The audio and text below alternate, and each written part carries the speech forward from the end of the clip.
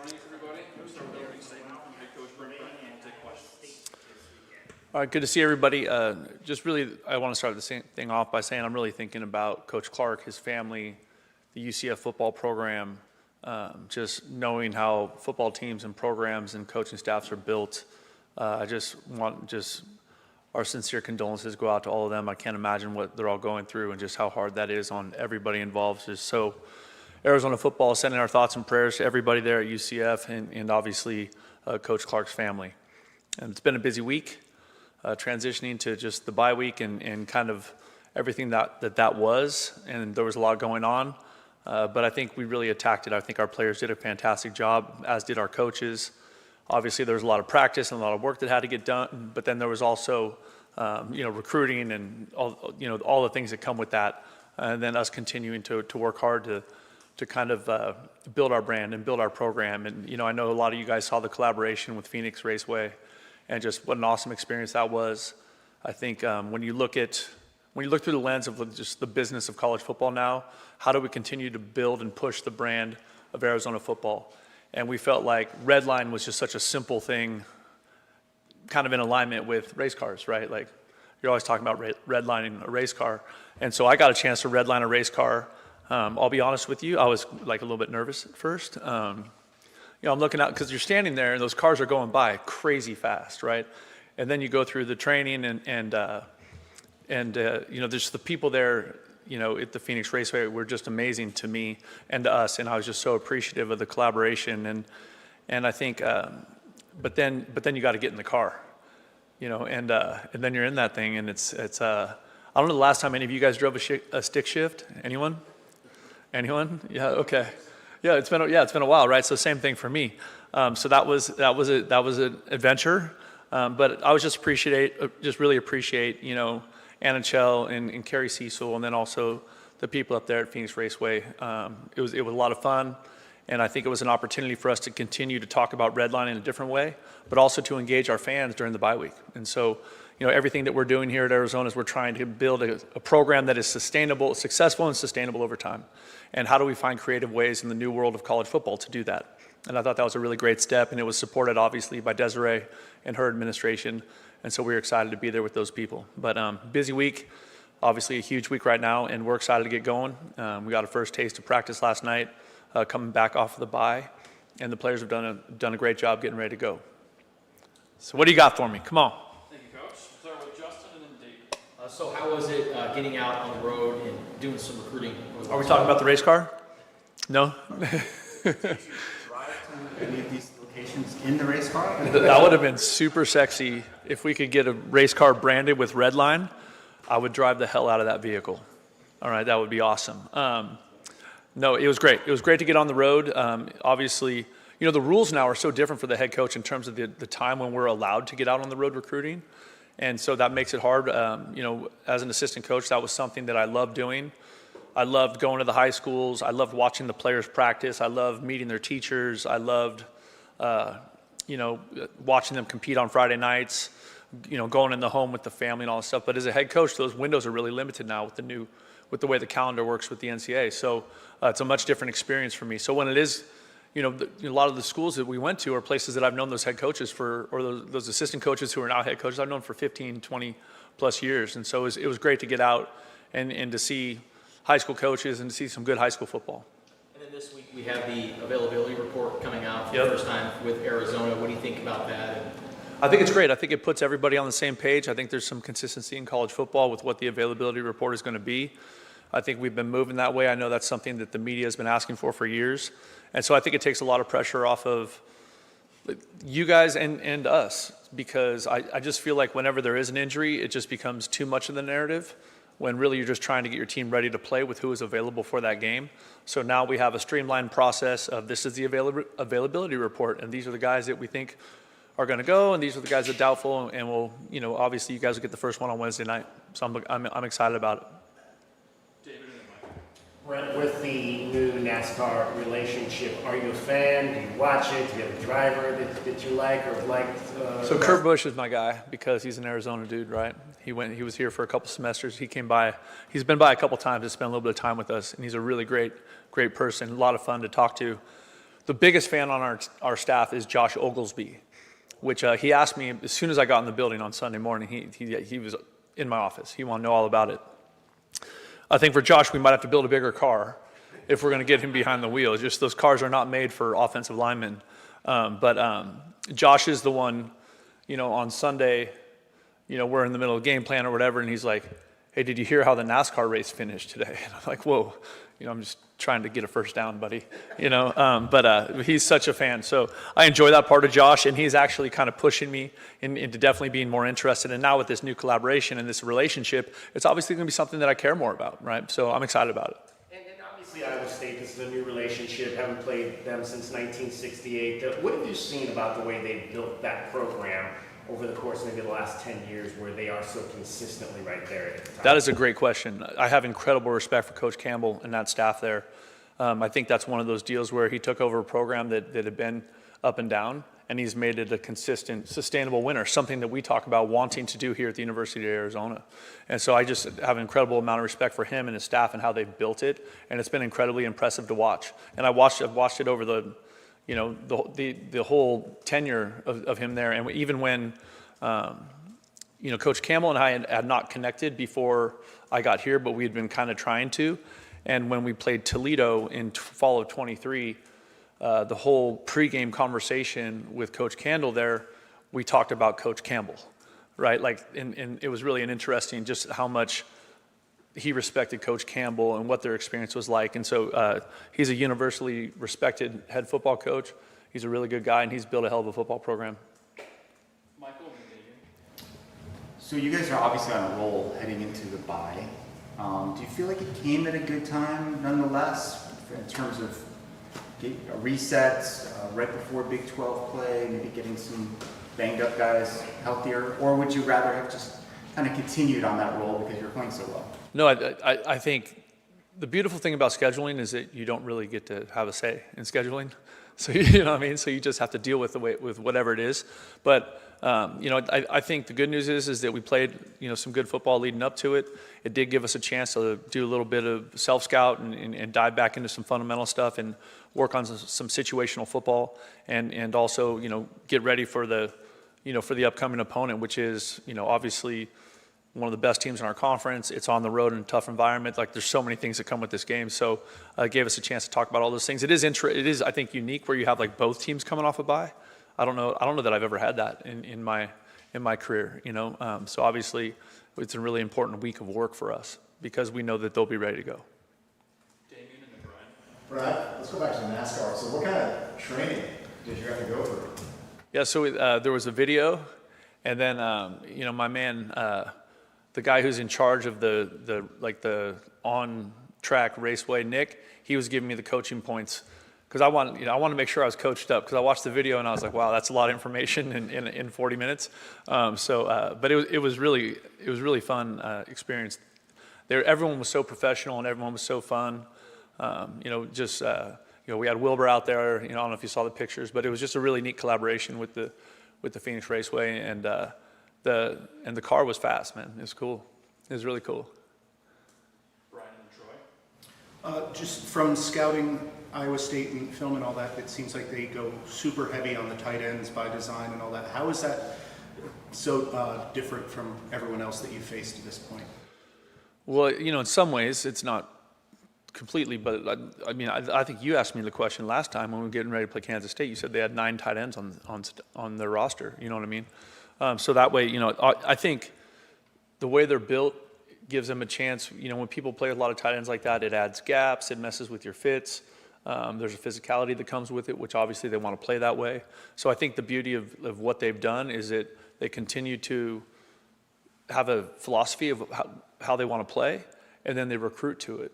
And the results have been obviously extremely positive. So they do a hell of a job with it. And those guys are good blockers and they're complete tight ends, which is one of those positions I think everybody in college football consistently, I don't know if struggles is the right word, but is challenged trying to find those positions because lots of times they're either kind of like a in-between body between like a wide out and an O lineman or wide out and a tight end. So you're like, okay, this is going to be a developmental process for this kid to get there. Or they're big and you're kind of trying to slim them down a little bit. So there's And then by the time you get them good, now you're having transfer portal conversations and all that stuff. So it is a challenging position to find out there. Obviously, they've done a great job of it. Kind of going into the bye week, during that Monday press conference, you were asked about the special teams unit and just the evaluation process there. And you said it was a big week to learn what you have for that group, correct some things. How do you feel that they handled this week, and how do you see that group potentially improving? No, I think we had a great week in the kicking game, and it had to be a huge focus for us. I felt like some of those things, when you look at it, the physical error, dropping a punt, missing a kick, right? Like those things I think are a little bit easier to fix, right? Just with some reps and some consistency. But I think for us as a overall group, I think that just the investment with Coach Niver and the special teams and how much time and effort we've been putting into all 4 phases there has been really valuable for us. Jason and then Justin. 2 questions. All right, here we go. With Rhino, how important was this bye week? He's been kind of a step slow. You mentioned before, kind of getting back into things. How important was the bye week for a guy like him? It was. I think that part was good for a handful of those guys that have been, coming back from injury or got injured in training camp, and just helping them get more reps, more full speed reps, just like the conditioning level of it, just playing more football simply. And so I think it was valuable for him. And then what really jumps out on film when you watch Iowa State? I think they're really, defensively, I think they're really good at attacking the football. They do a hell of a job that way, just what they do schematically, and then, just like being hyper aware of the ball. And so, going in this game, like it always is, but they just do a hell of a job of attacking the ball. Justin and David. What stands out to you about how Chase Kennedy has evolved into his new role in the defense? I think Chase, if you come watch his practice, Chase is one of those guys. It always has really good energy, and so that part of it has been fun to see him continue his developmental process and his maturing process since he got here a year ago, to where you are seeing him consistently embrace his role and attack it. And I think that was something for him where, sometimes guys have an idea in their head like, oh, I'm only a rush end and I only just do this. And actually, well, like your chance to get on the field more might be doing something else. Right, and his willingness to adjust and attack that new role and really, excel at it is what we're excited about. And I think he's going to continue to improve. I think there's more there for Chase. A player like him, how does that match up with Iowa State's tight ends and just kind of what they do on the offensive side of the ball? That's a huge question for one player. Like defensively, we're going to have to have 11 playing good defense, not just Chase. You know what I mean? Like we are going to, we're going to need massive population at the football. We're going to have great eye discipline. We're going to have to be really, really sound tacklers. Like that's not, like Chase, really the best thing Chase can do is play to the absolute standard of red line every single play in this game, doing his job. David and then John. Obviously, Danny's got this defense playing at a high level energy-wise. So what do you like about the way he and the players have managed some of the groupings that they've put out there at times, 4 linebackers, 4 defensive linemen, and how they've been able to adjust to those instances? I think as you go throughout a season, I think there's always the tendency for human nature to kick in, right? And, are guys willing to accept their role to be part of something that is collectively better than themselves? And can they embrace that? I mean, really attack it. And I think those players have done that, right? Like just trying to get the right pieces on the field to attack the situation or the personnel or whatever that your opponent is presenting. And so I think Danny's done a great job of that, as has the rest of the defensive staff. But the players have done a great job of embracing that and understanding that when they are on the field, the standard is the red line. The standard is 100-100, and that's it. And it needs to show up, or else we're going to put somebody else out there. And I think the players have done a good job of embracing that. Obviously about the populations of the football and all of that, but you've had some really great open field tackles from different guys throughout this defense. What have been the key elements of maybe improving in that area where a guy like Gavin Hunter can go out there and corral a guy one-on-one, or Genesis and those guys we've seen make those tackles? No, I agree. I think that, I always think that like outside of like hitting a baseball, one of the hardest things to do in sports is to tackle somebody one-on-one in space. And I think the defensive staff has done a great job of that. Now we're 3 games in. We got a lot more football left to play. And so, ask me in a couple weeks how I feel about our open field tackling, right? But I do think we're off to a good start, and now can it improve? can we get better at it? Can we actually continue to elevate and accelerate our process towards being collectively great tacklers? And that's what we're trying to do. First road trip for you guys this year against a ranked opponent, first time going to Ames. What do you just think about the atmosphere there and maybe the message to the team as it's a different mindset?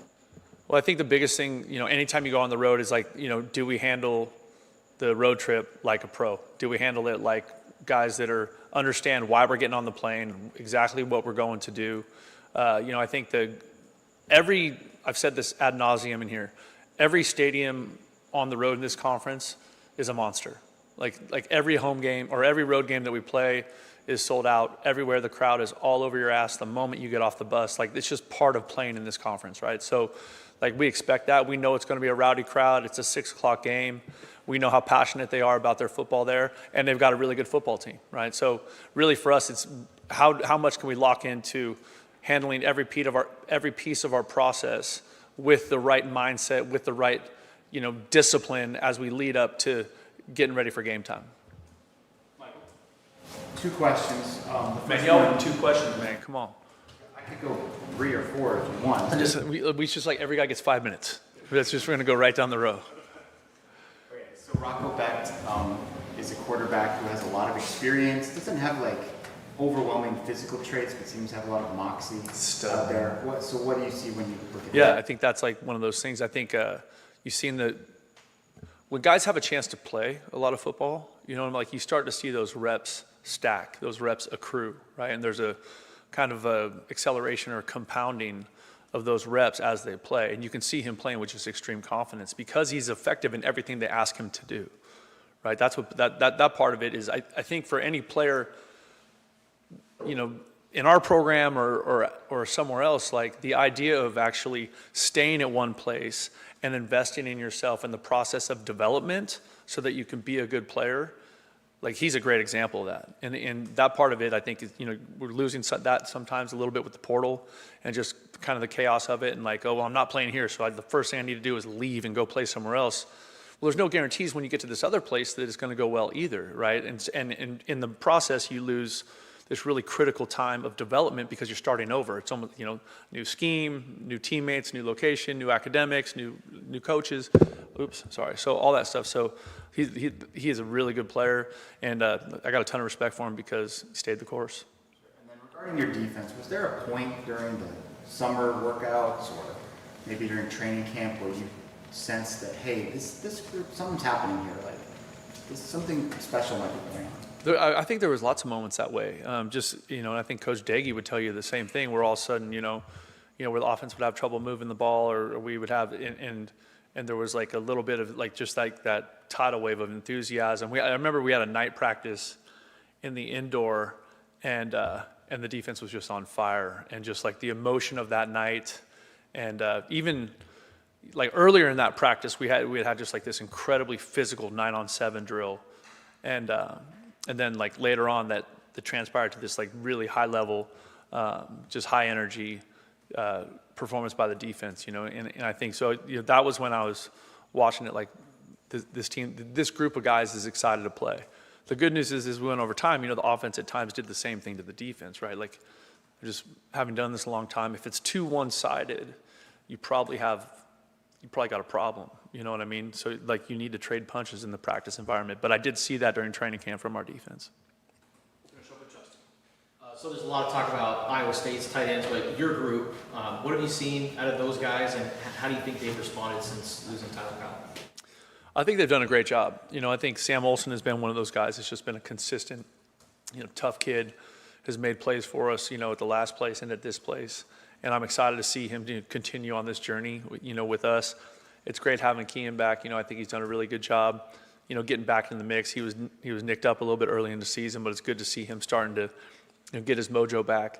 And then Cam has been really, really pleasant surprise. I feel like Cam has made a significant, increase or has shown some real development in the physicality of playing the position, which is just so important. So it's fun. And then we've also, mixed in, Tyler Mustaine and also, Caden Luke, Red, it's there's been a handful of guys that have contributed in that space, but I think they're doing a good job, and I think Coach Miller is a really good football coach. I think he's super technical, and I think those guys have made a lot of improvement. And I know you're focused on what you're doing, but do you pay attention to the NFL guys, like T-Mac and Bill and what those guys are doing? I normally get updates from either my wife or my son or somebody on the staff, but obviously we're excited for those guys. And normally when I catch any glimpse of NFL football, I'm hoping to find something that I can teach the players off of. You know what I mean? I'm trying to be like, pull this video clip or pull that one to try and teach them something. Like, here are the best guys in the world, either doing it exactly right or doing it exactly wrong. So just trying to show guys stuff like that. But I saw the highlight of T-Mac's catch yesterday. I'm like, yeah, of course. Like, no one that was been around here was surprised by like his ability to play the ball off his feet. And then we're all just really excited for Bill. So it's been fun. It's been fun watching those guys. Tyler Loop too, it's pretty cool. Thank you, everybody. Bear down.